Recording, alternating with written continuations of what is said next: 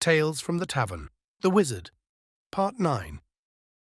The wizard wasted no time in making preparations for our journey, which still remained unclear to me. The details would be revealed in time, and as usual I waited patiently, however much it irritates my curiosity. The wizard instructed that I pack for a long, arduous, and possibly dangerous journey, as he put it. I was quite perturbed by this and wondered what ill fortune the wizard expects we may encounter. As we finished packing our things and fixed them to the donkey's pack, the wizard stopped for a moment and gave me a good long look. He smiled and said, "I should very much like to have a cup of strong tea before we set off. Would you be so kind as to accompany me? We may not return for a long time."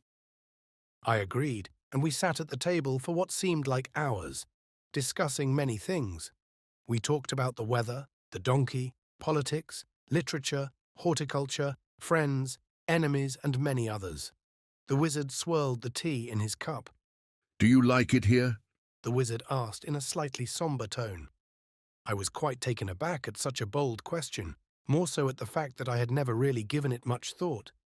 He sat there gazing at me intently. "Forgive me, wizard, I have never really given the matter much speculation. I suppose if I truly was unhappy at this place, it would instantly rouse those feelings the moment your question was posed.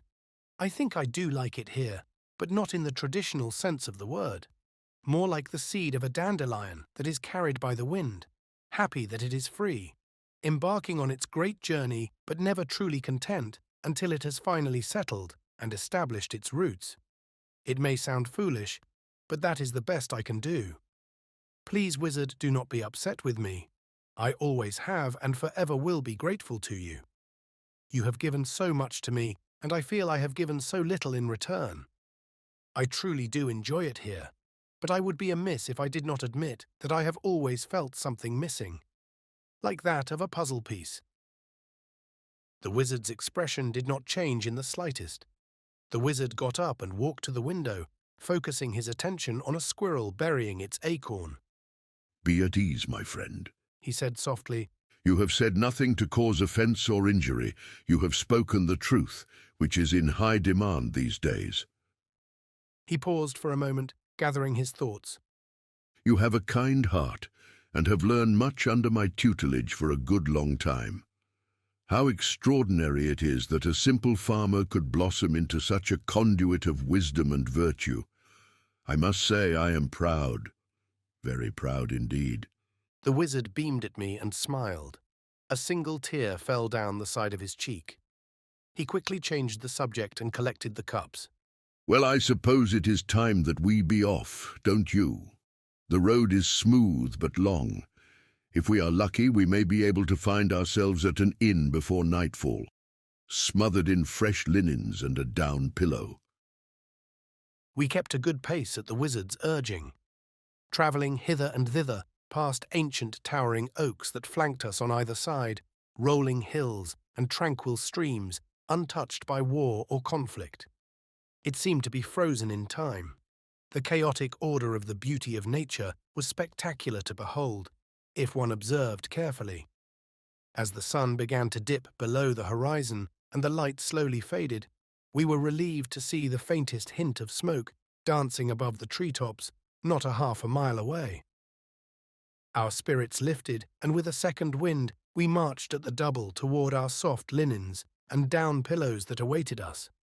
It was quite a large, but rather unimpressive-looking inn, settled on the bank of a narrow river that snaked its way through a thin forest. Inside, the establishment was a different story. There were many flickering flames of lavish brass candles hanging from the ceiling and sitting on the tables. The walls and beams were adorned with various coats of arms, shields, banners, and flags. There were even some beautiful paintings depicting scenes of battles or magnificent landscapes, but these were kept behind the bar. To my surprise, there was also a variety of rugs and carpets, of fine craftsmanship, placed seemingly at random around the inn. I thought it a shame that these articles were to be subject to the muddy boots of travellers. It was clear this particular inn must not be lacking for coin. The wizard paid for our rooms and our drinks, and as we made our way to a cosy snug to settle in, a troupe had begun to set their stage. Some folks raised up their tankards and cheered the musicians in anticipation.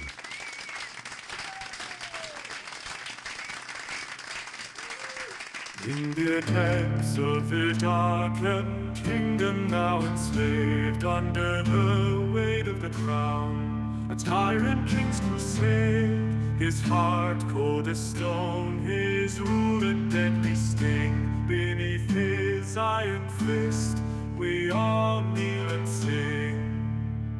In the castle's high tower he sits upon his throne, with a wicked grin and a heart turned to stone.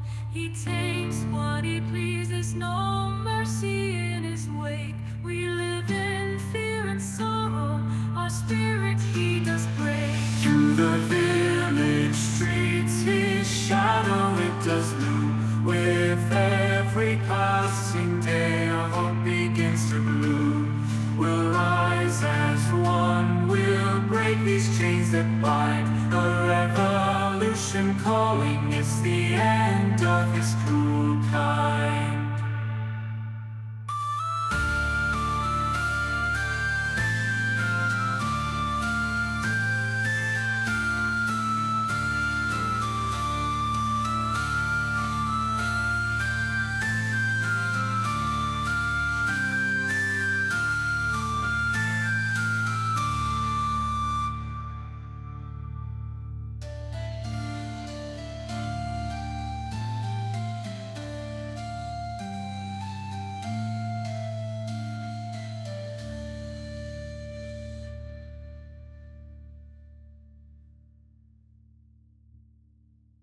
When the troupe had finished their first and only song they would play, there were shouts, cheers, curses and oaths.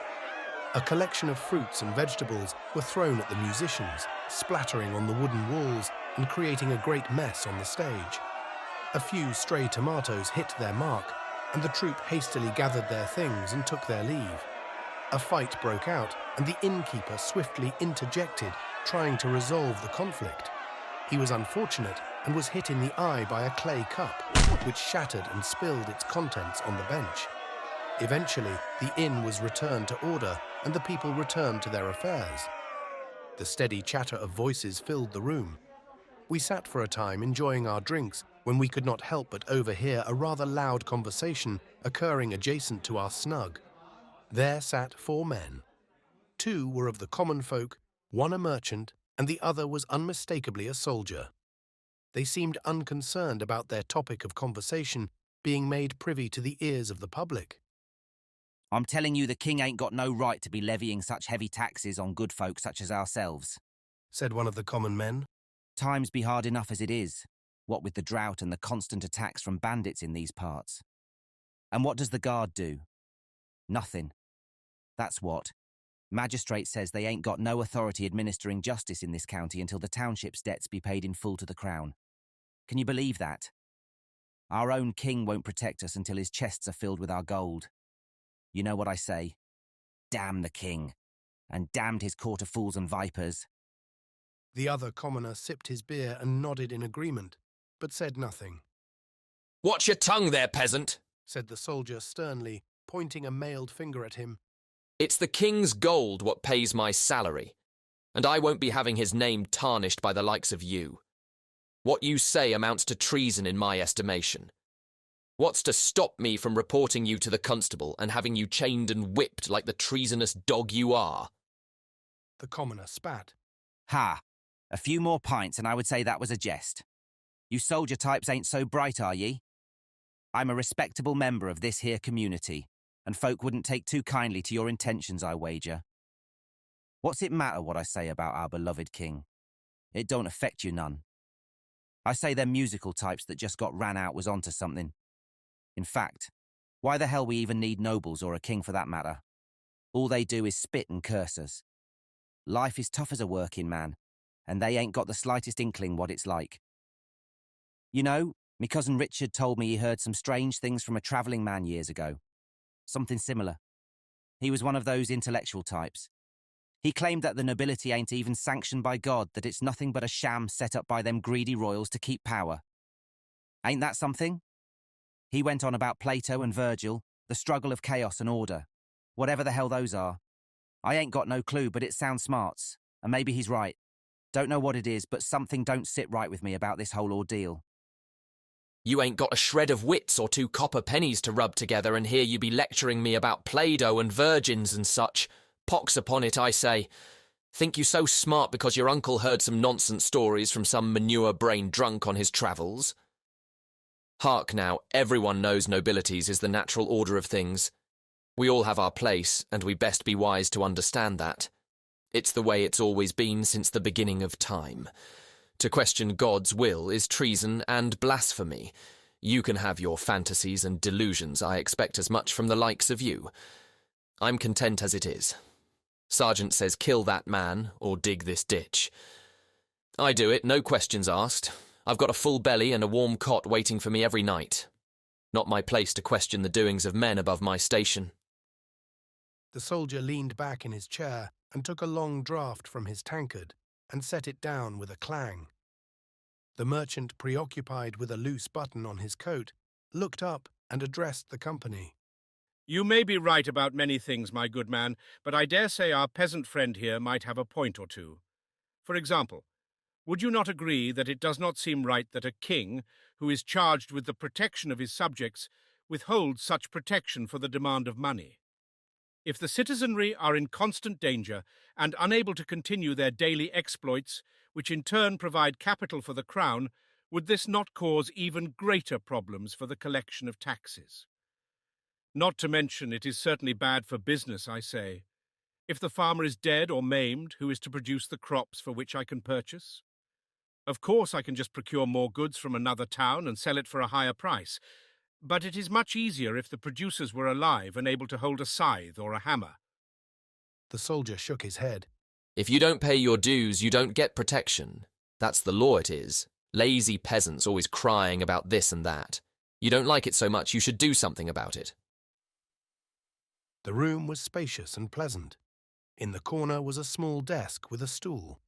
On top was a large candle in a clay brazier. There were 2 sizable beds, fixed with clean linens and fluffy down pillows. The wizard lit the candle, brought it to his bed and sat down. We both studiously arranged our things and prepared ourselves for sleep. As I was arranging my shoes, I was given quite a startle when the wizard's voice suddenly broke the silence. Tomorrow will be a long journey, and the next day, and the day after. I am unsure if we will see a village or an inn along our path, as I have not travelled this route for a very long time. We shall procure all that we need for our travels tomorrow morning. Sleep well, my friend. The wizard snuffed out the light, and within moments the only sounds that could be heard were the inhabitants of the forest in the night and the rumbling snores of my companion.